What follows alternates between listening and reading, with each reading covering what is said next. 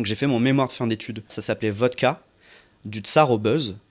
Donc je faisais une analyse de toutes les stratégies de communication des marques de vodka depuis les tsars, puisque déjà au temps des tsars, il y avait déjà de la communication. Jusqu'à la loi E20 d'aujourd'hui, aujourd'hui avec Internet, comment on peut faire en France pour communiquer malgré la loi E20, sachant que la loi E20 n'incluait pas à cette époque encore le digital. C'est arrivé en 2009, si je ne dis pas de bêtises. Et donc j'avais mis en place tout un ensemble de recommandations. Notamment avoir des serveurs à l'étranger, dire que le compte réseaux sociaux était au Québec parce qu'il n'y avait pas de législation, etc., pour pouvoir contourner cette loi E20 et communiquer auprès d'un public français sans être assujetti à la loi. Ok. Bon, évidemment, ça a duré 2 ans. Au bout de 2 Oui, ans, j'imagine que la magouille, ils l'ont vu de...